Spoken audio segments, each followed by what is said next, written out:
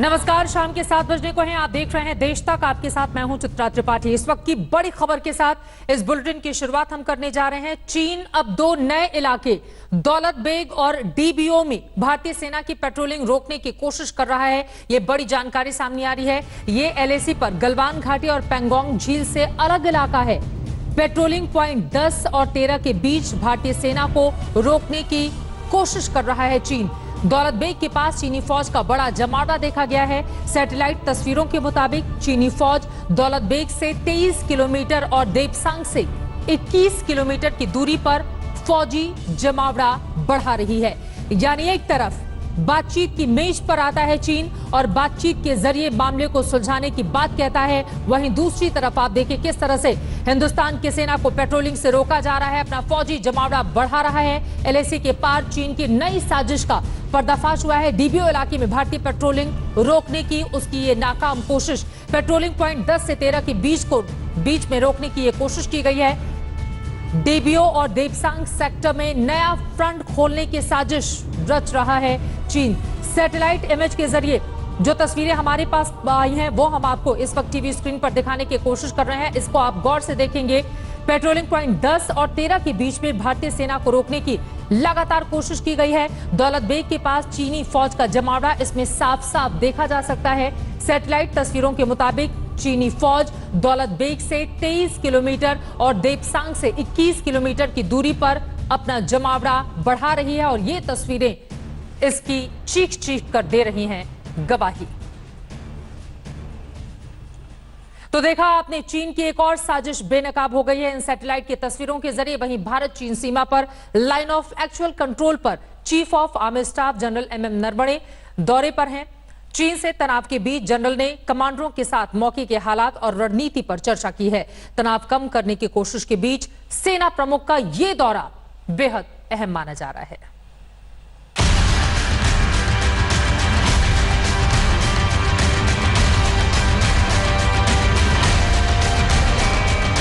ये भारतीय सेना के हौसले की तस्वीर है। जब एलएसी पर चीन आंखें तरेर रहा हो, उस वक्त सेना के सर्वोच्च कमांडर का मौके पर होना जवानों में जोश भर देता है। 2 दिन के लद्दाख दौरे के दूसरे दिन आर्मी चीफ एलएसी के पास फॉरवर्ड पोस्ट तक पहुंचे। मौजूदा हालात का जायजा लिया, जवानों से मुलाकात कर उनका हौसला बढ़ाया। जवानों को आर्मी चीफ ने साफ संदेश दिया कि जो उत्साह और जज्बा अब तक दिखाया है, वही जोश सरहद की रखवाली में भी हमेशा कायम रहे। आर्मी चीफ की इस तस्वीर का साफ संदेश है कि ईंट का जवाब पत्थरों से देने की तैयारी है। चीन किसी किस्म की गलतफहमी में न रहे। हिंदुस्तान तैयार है, हिंदुस्तान के जवान तैयार हैं। पेंगोंग में फिंगर 4 तक घुसे चीन की सेना को भारत कड़ी चुनौती देने के लिए तैयार है। चीन सिर्फ ताकत की भाषा समझता है, लिहाजा भारत ने भी फौजी जमावड़ा बढ़ा दिया है। सेना प्रमुख ने 14 कोर के कमांडरों के साथ रणनीति और तैयारियों का जायजा लिया। चीन को जवाब देने के लिए सेना तैयार है। मोल्डो में मैराथन बैठक के बाद चीनी सेना का रुख नरम हुआ है और अब चीनी सेना डिसएंगेजमेंट की बात कर रही है, लेकिन भारतीय सेना पूरी तरह से चीनी सेना की वापसी चाहती है। और इस बीच सेना प्रमुख जनरल मनोज मुकुंद नरवणे लेह के दौरे पर हैं, जहां पर वो सेना के आला अधिकारियों के साथ ताजा हालात की जानकारी ले रहे हैं। इसके अलावा चीन के साथ आगे किस तरह की रणनीति होगी उस पर भी चर्चा होगी और उसके बाद सेना चीन के साथ बातचीत को लेकर आगे बढ़ेगी। लेफ्टिनेंट जनरल स्तर की बैठक में एलएसी पर तनाव कम करने पर सहमति बन गई है। भारत चाहता है कि चीन तय वक्त पर अप्रैल की स्थिति तक लौट जाए। सेना के पीछे हटने पर सहमति तो बनी है, लेकिन सवाल है कि चीन कब पीछे हटाएगा अपनी सेना। सूत्र बताते हैं कि यह आसान नहीं होगा। एलएसी पर हालात सामान्य होने में कई महीने लग सकते हैं। कम तनाव वाले इलाकों से पहले जवानों की वापसी होगी। दोनों ओर से जवानों की वापसी धीरे धीरे ही हो पाएगी। असली मुश्किल पेंगोंग झील को लेकर है, जहां पर चीन फिंगर 4 पर आकर बैठ गया है। चीन के साथ लाइन ऑफ एक्चुअल कंट्रोल पे जो हालात हैं, भारत की कोशिश है कि सेना किसी भी हालत में हथियारों के मामले में पीछे ना रहे। यही कारण है कि रूस से आने वाली S-400 एंटी मिसाइल सिस्टम शायद अब समय से पहले आ जाए। इस बीच अब चीन से कूटनीतिक स्तर पर बातचीत से मामले की हल की कोशिश तेज हो गई है। जॉइंट सेक्रेटरी स्तर की बातचीत से मामले का हल निकाला जाएगा। ये साफ हो गया है कि चीन की साजिश और हमारी जमीन हड़पने की बदनीयती वाले मंसूबे पर पानी फिरना तय है। भारत इस बार रत्ती भर भी छूट चीन को नहीं देगा। लेह में श्वेता सिंह के साथ अभिषेक भल्ला, दिल्ली, आज तक। इधर लद्दाख में चीन नई साजिश कर रहा है तो उधर भारत और रूस की मजबूत दोस्ती और मजबूत होती जा रही है। इसकी झलक देखी मॉस्को में विक्ट्री डे परेड में, जहां रक्षा मंत्री राजनाथ सिंह मेहमान थे। एलएसी पर धौंस जमाने की कोशिश करने वाला चीन इससे डरा हुआ है, रूस के उस वादे से कि वो जल्द ही भारत को अत्याधुनिक मिसाइल सिस्टम S-400 देगा।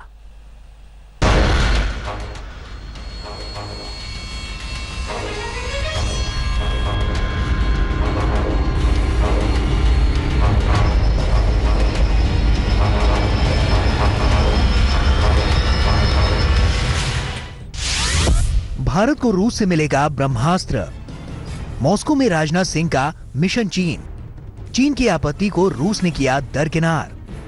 मिसाइल सिस्टम S-400 देने पर राजी हुआ रूस। भारत रूस की दोस्ती से डर गया चीन।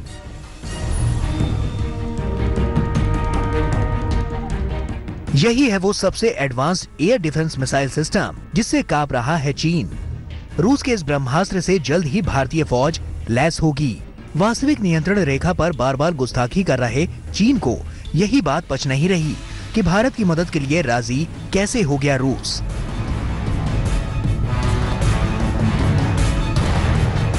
एक तरफ चीन की रातों की नींद उड़ी हुई है, दूसरी तरफ रक्षा मंत्री राजनाथ सिंह मॉस्को में द्वितीय विश्व युद्ध में विजय की 75वीं वर्षगांठ के मौके पर आयोजित भव्य विक्ट्री डे परेड में मौजूद रहे। इस परेड में भारत की तीनों सेना का 75 सदस्यीय दल भी शिरकत कर रहा है। एलएसी पर जारी तनाव के बीच मॉस्को में रक्षा मंत्री राजनाथ सिंह की ये तस्वीर यकीनन चीन को बेचैन कर रही होगी। इस मौके पर चीनी रक्षा मंत्री जनरल वेई फेंगही भी मौजूद थे, लेकिन राजनाथ सिंह ने अपनी चीनी समकक्ष से मुलाकात नहीं की। चीन समझ गया होगा कि अंतर्राष्ट्रीय बिरादरी में भारत किस तरह से उसे अलग थलग कर रहा है।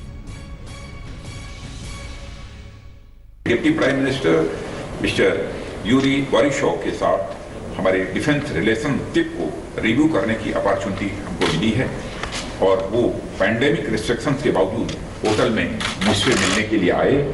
इस सम्मान के लिए मैं उन्हें धन्यवाद देता हूँ। इससे पहले कल रक्षा मंत्री राजनाथ सिंह और रूस के उप प्रधानमंत्री यूरी इवानोविच बोरिसोव के बीच रक्षा मसलों पर वार्ता हुई। बातचीत में रूस ने S-400 मिसाइल डिफेंस सिस्टम जल्द देने के भारत के आग्रह को मंजूर कर लिया। दोनों देश के बीच ये $5 बिलियन का सौदा अक्टूबर 2018 में हुआ था। सौदे के तहत रूस भारत को 5 S-400 मिसाइल डिफेंस सिस्टम देगा, जिसकी डिलीवरी अगले साल के बीच से शुरू होनी है। इसके अलावा दोनों देशों में Su-30 MKI और MiG-29 विमानों, अत्याधुनिक AK-203 राइफल, हल्के हेलीकॉप्टर जैसे कई रक्षा उपकरणों और हथियारों की खरीद को लेकर बातचीत चल रही है। हमारी डिस्कशन काफी पॉजिटिव और प्रोडक्टिव रही है। मुझे भरोसा दिलाया गया है कि ऑनगोइंग कॉन्ट्रैक्ट्स को मेंटेन किया जाएगा और न केवल मेंटेन किया जाएगा बल्कि उनको और तेजी से कम समय में पूरा भी किया जाएगा, यह भी भरोसा दिलाया गया। रूस भारत का पुराना दोस्त रहा है, यकीनन एक बार फिर ये साबित हो रहा है। गीता मोहन के साथ मंजीत नेगी, दिल्ली, आज तक। इधर चीन से तनातनी के बीच कांग्रेस और सरकार में सियासी टकराव लगातार बढ़ रहा है। कांग्रेस सवालों के जवाब चाहती है तो बीजेपी इसमें राजनीति देख रही है।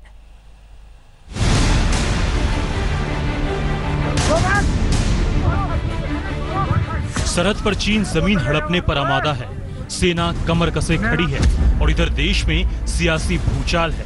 सत्ता पक्ष और विपक्ष आपस में बुरी तरह भिड़े हुए हैं। राहुल गांधी के अब तक के बयानों को देखें तो 3 बात सामने आई है, जिसका जवाब विपक्ष चाहता है। पहला, क्या चीन ने घुसपैठ की है? अगर की है तो सरकार इसे मानती क्यों नहीं? और अगर नहीं की है तो 20 जवान शहीद क्यों हुए?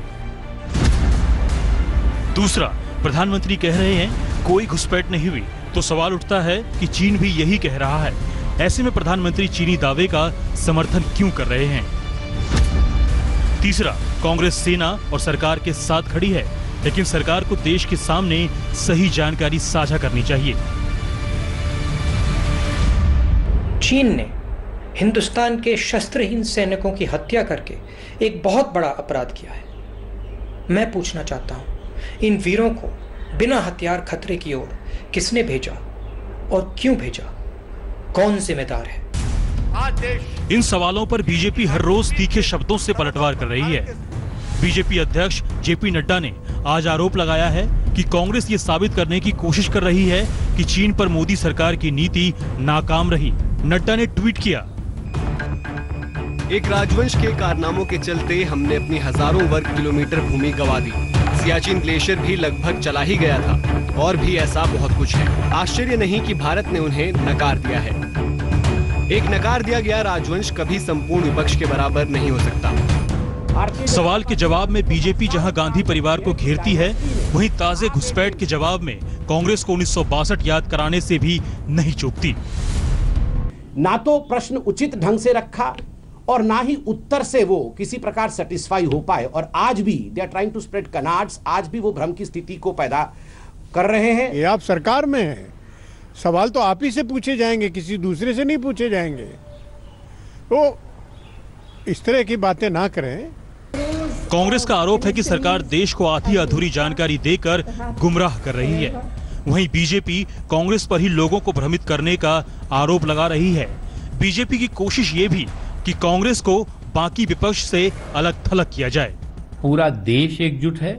प्रधानमंत्री नरेंद्र मोदी जी के नेतृत्व में देश की सुरक्षा, देश का सम्मान, देश का स्वाभिमान, देश की सार्वभौमिकता पूरी तरह से पुख्ता है, मजबूत है। उसके लिए कांग्रेस पार्टी के प्रमाण पत्र की जरूरत नहीं है। अगर चीन भारत की भूमि सरजमीन को हथिया रहा है और सरकार चीन की बोली बोल रही है, तो क्या आप जो राष्ट्रवादी शक्तियां हैं वो क्या आज इस चीनी आक्रमण के खिलाफ चुप बैठे?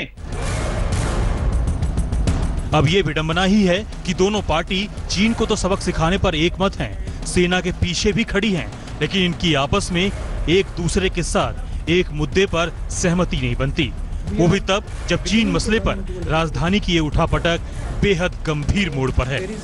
दिल्ली से आनंद पटेल और अनीशा माथुर के साथ आज तक ब्यूरो। तो चीन के मुद्दे पर देश में सियासत जारी है, लेकिन इन सब के बीच देश में तेल की कीमतों का चढ़ता ग्राफ रुकने का नाम नहीं ले रहा है। दिल्ली में तो डीजल की कीमत पेट्रोल से भी महंगी हो गई है। सरकार के खिलाफ वहीं विपक्ष ने अब शुरू कर दिया है अपना विरोध।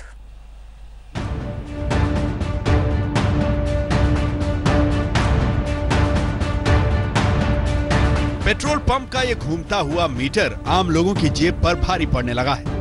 तेल के दामों में मानो आग सी लग गई है। आम इंसान बेबस है, करे तो क्या करे, बोले तो सुनेगा कौन। 21 या 22 दिन हो गए, आप देखोगे डेली 50-60 पैसे डेली डीजल में पड़ रहे हैं। तो ट्रांसपोर्ट वाले का तो बिल्कुल फेल होने का काम हो गया। बहुत ज्यादा हो गई है। पहले तो डीजल की गाड़ी लेते थे कि एवरेज और सस्ता पड़ रहा है डीजल, अब तो दोनों बराबर हो गया, तो जेब में तो बहुत फर्क पड़ेगा इस चीज में। तो हमें देखा ही नहीं कभी इतना रेट, तो आपने नहीं देखा। इस दौर में पहली बार डीजल ने पेट्रोल को पीछे छोड़ दिया है। डीजल के दाम पेट्रोल से ज्यादा हो गए। दिल्ली में पेट्रोल की कीमत तो मंगलवार के बराबर यानी 79 रुपए 76 पैसे पर टिकी रही, लेकिन डीजल की कीमत 79 रुपए 40 पैसे से बढ़कर 79 रुपए 88 पैसे प्रति लीटर हो गई, जो कल के मुकाबले 48 पैसे महंगा है। डीजल के दाम बढ़ने का मतलब है कि महंगाई का बढ़ना। ट्रक ऑपरेटरों ने सरकार के खिलाफ नाराजगी जाहिर की। डीजल की कीमत बढ़ने का मतलब है कि इसका असर बाकी सामानों के दाम और माल भाड़े पर भी पड़ेगा। दिल्ली में अब डीजल जो है वो पेट्रोल से महंगा है। जी हाँ, ये नई रेट जो है वो आए हैं, इसको मैं आपको दिखाना चाहूँगा। ये देखिए 79.88 ये डीजल का रेट है और 79.76 ये पेट्रोल का रेट है, यानी अब डीजल महंगा हो गया। तेल के बढ़ते दाम पर कांग्रेस ने सरकार पर जोरदार हमला किया। शहर शहर एनएसयूआई के कार्यकर्ता सड़क पर उतरे, सरकार के खिलाफ नारेबाजी की, पुतले जलाए गए। राहुल गांधी ने सरकार को घेरा। एक ग्राफ ट्वीट करते हुए लिखा कि कि मोदी सरकार ने कोरोना महामारी के साथ ही पेट्रोल और डीजल की कीमतों को भी अनलॉक कर दिया है। यूपी में समाजवादी पार्टी भी सड़क पर उतरी। कार्यकर्ताओं ने विरोध प्रदर्शन किया, तेल के बढ़े दाम को तुरंत रोल बैक करने की मांग की। जहां एक तरफ कच्चे तेल की कीमत गोता लगाए हुए है, वहीं इसका फायदा आम लोगों तक नहीं पहुंच रहा। तेल के दाम आसमान छू रहे हैं। कांग्रेस ने इसे लोगों से वसूली तक बता दिया। सवाल एक ही है कि अगर कच्चे तेल के दाम कम हैं, तो फिर लोगों को इसका फायदा क्यों नहीं मिल रहा? आज तक ब्यूरो। सवाल महत्वपूर्ण है कि कच्चे तेल के दाम अगर कम है तो फिर लोगों को इसका फायदा आखिर क्यों नहीं दे रही सरकार? फिलहाल इस सवाल का जवाब मिलना बाकी है, लेकिन आगे बढ़ते हुए आपको दिखाते हैं कि कोरोना का ग्राफ आज हिंदुस्तान में क्या है और राज्यों की स्थिति कोरोना को लेकर, कोरोना के मामलों में आज कहां पर जाकर ठहरती है। एक एक करके विस्तार से हम आपको जानकारी देंगे, लेकिन सबसे पहले जानिए आंकड़ा 4.5 लाख को पार कर चुका है अब तक कोरोना का मीटर। बीते 24 घंटे की अगर हम बात करें, 15,968 कुल केस बीते 24 घंटे में सामने आए हैं। 10,495 लोग ठीक भी हुए हैं, जबकि 465 लोगों की बीते 24 घंटे में जान चली गई है। भारत का अब तक का पूरा आंकड़ा जानिए, 4,56,183 कुल कोरोना के केस, 2,58,685 ठीक हुए हैं, जबकि 14,476 लोगों की कोरोना के कारण अब तक जान चली गई है। राजधानी दिल्ली की बात करें, 70,390 कुल संक्रमित, 39,313 ठीक हुए हैं, 2,365 लोगों की जान गई है सिर्फ राजधानी दिल्ली में। राजधानी दिल्ली का यह हाल आपने जान लिया, लेकिन आपको बता दें सबसे ज्यादा परेशानी का सबब महाराष्ट्र बना हुआ है। महाराष्ट्र नंबर 1 पर और उसके बाद एक के बाद एक बाकी राज्य भी कोरोना के मामले में लगातार वहां पर संक्रमण जिस तरह से बढ़ रहा है, उसने सरकारों की चिंता बढ़ाकर रखी हुई है। वही बात अब कोरोना के उस दवा की कर लेते हैं जिसे बनाने का दावा बाबा रामदेव ने किया है। पहले आयुष मंत्रालय ने ब्यौरा मांगा उनसे और अब उत्तराखंड आयुर्वेद विभाग नोटिस भेजने की तैयारी में है बाबा रामदेव को। वहीं राजस्थान सरकार ने भी दावे को बड़ा फ्रॉड कहा है। मुश्किलें बाबा रामदेव की बढ़ने वाली हैं, ये रिपोर्ट देखिए। एक बार मंत्र का उच्चारण करते हुए कि हम सब सुखी हों, सब निरोग हों, इस संकल्प के साथ आज इस सर्वे भवन्तु सुखिनः। जब पूरी दुनिया कोरोना की मार झेल रही है, तब बाबा रामदेव ने कोरोना की रामबाण दवा का ऐलान कर सबको चौंका दिया। बाबा ने मंच सजाया, दरबार बैठा, डॉक्टर्स आए, मीडिया पहुंची और ऐलान हुआ। बाबा रामदेव बोले कोरोना की दवा आ गई।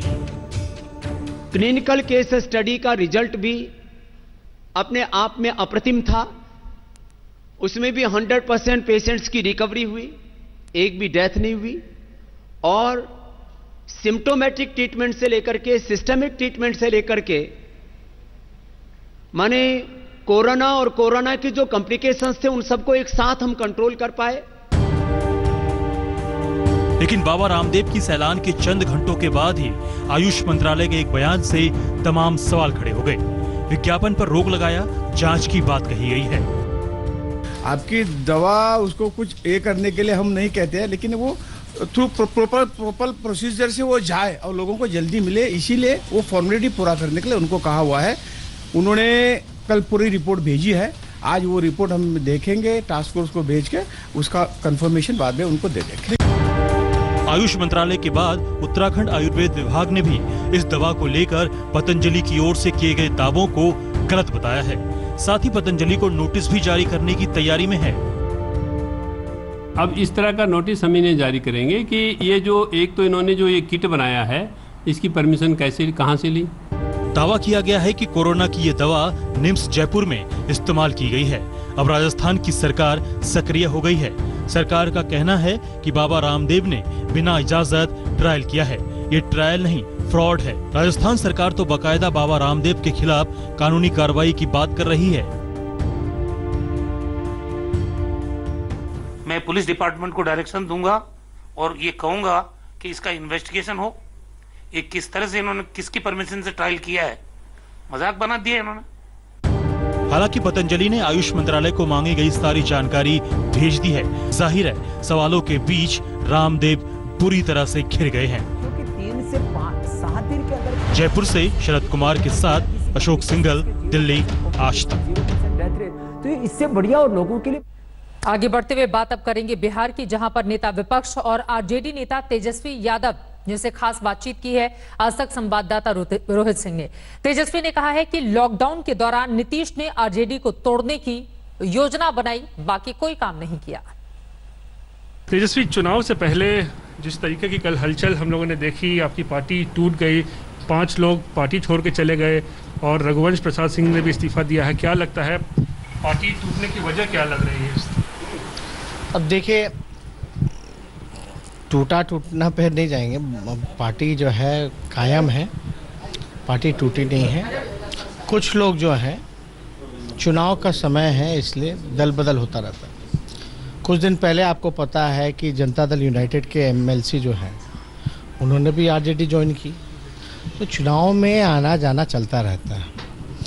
लेकिन जो लोग भी गए हैं, और नीतीश कुमार जी को हम लोगों की शुभकामनाएं हैं, और जो साथी जो हमारे थे वो जो गए हैं उनके भविष्य की भी शुभकामनाएं हम देते हैं।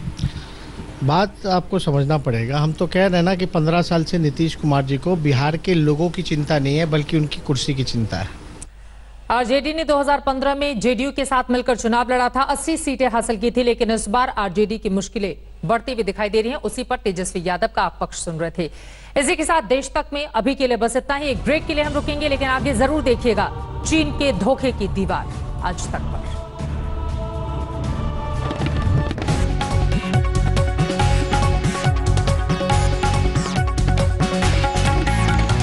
नमस्कार, मैं हूं अंजना ओम कश्यप। हमें उम्मीद है ये वीडियो आपको पसंद आया होगा। लेटेस्ट खबरों के लिए यूं ही देखते रहिए आज तक, और इस वीडियो के पसंद आने पर लाइक, शेयर एंड सब्सक्राइब करना ना भूलें।